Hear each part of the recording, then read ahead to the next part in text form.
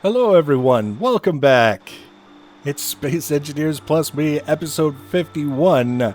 I'm Enigmaus, and today we're getting a lot done on the Atlas, which is nice for a change because it's been kind of stuck here over in the corner of the ice lake by itself for quite some time. But we made some very, very good progress on it, and we're going to continue to make progress on it. I'm trying to force myself to focus on the Atlas more than anything else because we want to get it done, and we want to get onto some new things, and we want to get onto some new projects. And if we keep taking on new projects before we finish the Atlas is never going to get done. So that's something we have in mind. I was going to be showing you the Shrine of Clang, but I found out, a viewer pointed out, and also from my own experimentation, that the bug that allowed the Shrine of Clang to work has actually been fixed. So, as is the nature with all exploits, sooner or later they do get fixed. So we can't necessarily be surprised or unhappy about it. It's just one of those things. We tried, and then we find out that it didn't work, so we dismantled the whole damn thing. And I came up with another way of hopefully acquiring the materials that we need as fast as possible under the circumstances. So we're going to show you what we've done on the Atlas. We're going to show you what we've been doing on the mining front, just to make things a little bit quicker and easier. And then we're going to get back onto the business of getting materials and making things, and hopefully getting this thing ready to move out away from the hill. We have to tune the wheels and all that other stuff. And then we can start working on the mining setup. Once that's done, we'll be in really, really good shape to do other things. So, one of the key things that I wanted to get done is I wanted to get the wheels done, the upgraded wheels, and I wanted to get them tuned so that we could move this thing away. But before we could do that, I needed to get the thrusters done so that the thrusters will hopefully help us a little bit to keep the vehicle from rolling away again. It kind of sucks when it does that. So what we did is we got most of the wheels in place. You can see down here, we've got, we don't have the wheels that are facing towards the interior done yet because the hill is in the way, but we've got the framework in place so that we can add those wheels very, very quickly and easily once we've moved the Atlas. So that was a big one. It's getting the frame complete and getting the first wheels in place so that we can start getting everything taken care of. So based on that, hopefully by the next episode, we'll have this thing moved, and just as importantly, off of the pistons, so we can get rid of the pistons and finish putting in the thrusters. Speaking of thrusters, we got a lot of thrusters finished since the last episode. We got 2 thrusters here are finished. We got, I think in the last episode we had the 2 descent thrusters finished as well, but if we didn't, they're finished now. Of course, we had the 6 forward-facing thrusters, or the thrusters responsible for forward movement, taken care of. We've got 2 more thrusters on this side taken care of, and this one is partway there. We've got some thruster components already attached. We need to get more materials to make more thruster components to finish them off, but almost done there.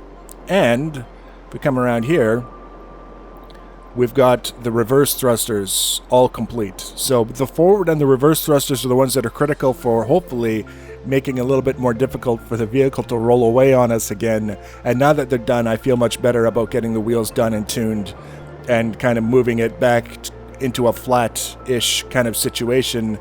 Additionally, underneath, we've got 3 ion thrusters complete and a number of hydrogen thrusters complete or on their way to being complete. It's going to take a while. I'm not sure if I can get the termite under here safely. It's pretty cramped, which means a lot of back and forth with materials, basically, is what it's going to take to get these done. So one way or the other, we'll get them done eventually.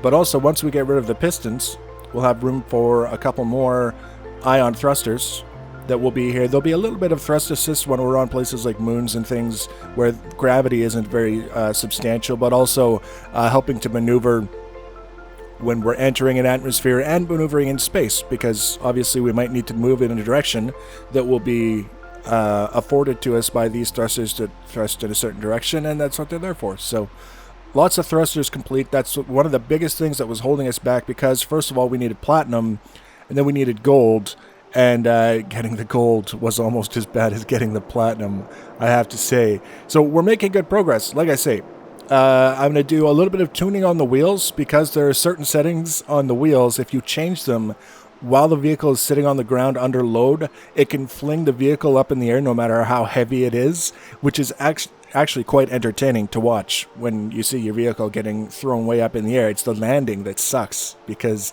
that's when things start to break, and we don't. This thing is just too damn big to have it break in construction because of something minor like adjusting the wheel offset or the height offset or all these other potential slider things that you can do that can create a huge problem. But the bottom line is we'll get it all sorted out so we can put it down on the wheels, get rid of the pistons, move it out there.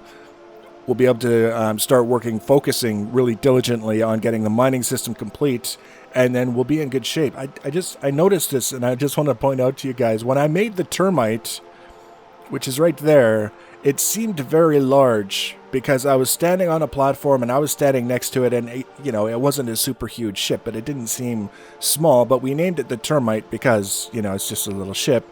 Now it does really seem like a tiny wee little ship compared to the Omni or the Spectre Omni and the Atlas. For sure, it's very tiny. So that's what we've been doing with the Atlas. Everything on the inside of the Atlas seems to be working all right. There's a project that I want to take on specifically related to the Atlas, but also that we could use in many, many other applications to help us distribute materials amongst all the different machines that we have in play down in the machine area, because it doesn't make much sense to have 10 refineries if all of the materials that you bring back always go into the first refinery and just sit there, and it's kind of tedious to distribute it amongst the rest of them. So if we could come up with an automated system to do that, and I think I have an idea.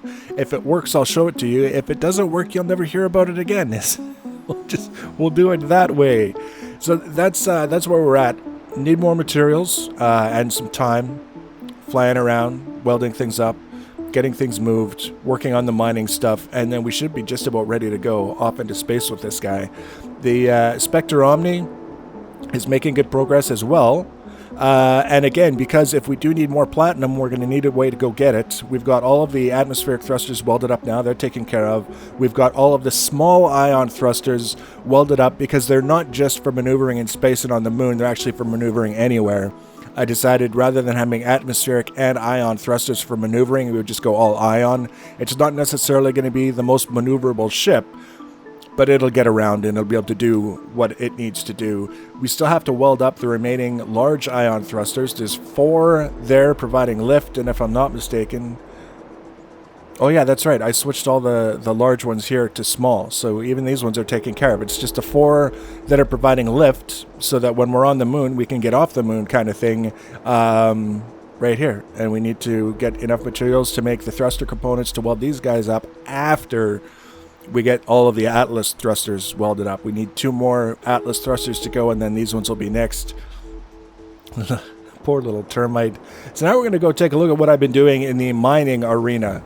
Not because it's revolutionary, not because it's complicated or awe-inspiring, but because it works really, really well. This is our gold mine, literally. We're not speaking figuratively here. And this is the little platform that we've made to assist us with our mining adventures. Very, very simple. We've got a small reactor here providing power. We've got a large cargo container. We've got a landing deck here with a connector on top so that you can access the contents of the cargo container with a ship that you land here. We've got a conveyor sorter here sending rocks and only rocks to this connector, which is ejecting them, and you can see it does a pretty good job of ejecting rocks. And this is, you could set this for ice if you already had all the hydrogen you ever thought you were going to need. You could set it to eject whatever you want, but the whole idea is that we've got a little system here to get rid of stuff that we don't want to keep. And then we've got this connection of conveyors. It goes all the way down here, all the way down to where we mine our gold. And we've got a small cargo container and another conveyor sorter. The conveyor sorter just pulls everything out of this container and sends it up. That's its sole purpose in the world. Whatever you put in here gets sent to the large cargo container up top. So what this means is, first of all, when our inventory is full, when our personal inventory is full, we don't have to fly up to the surface, find our drop ship, put the stuff in the inventory, and then fly back down. We just put it all in here.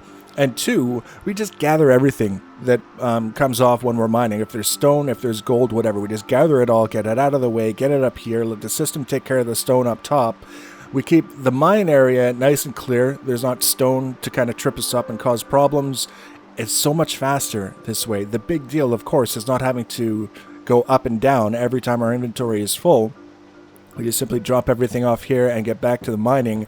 So far, since the last episode, we pulled 400,000 kilograms of gold ore out of this mine, and we've still got tons left to mine. You don't see over there, you can see there's lots over there that we still can pull out. It's starting to get a little bit sparse over on this side, but as long as we've got lots somewhere, I don't care what everywhere is like. It's just we're focused on the somewhere that matters. I'm pretty confident that we're going to be able to get enough gold out of this specific mining location to get the Atlas complete, get the Omni Spectre complete, probably have a little bit of gold left over for other things that we might want to build before we're near another gold mine.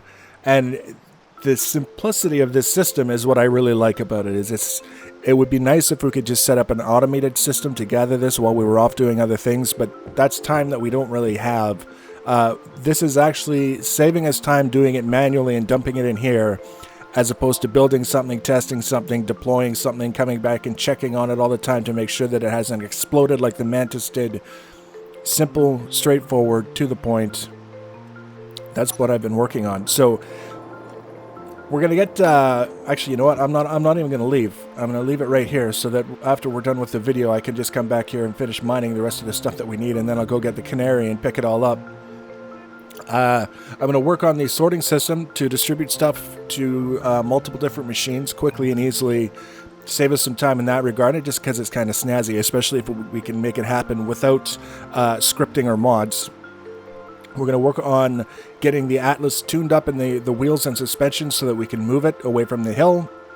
Finish getting the last few wheels on the interior section to accommodate the extra weight.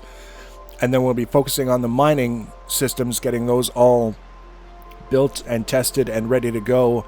And then it'll just be the final details, and we'll be off to Mars. It'll be so fantastic. I'm looking forward to it.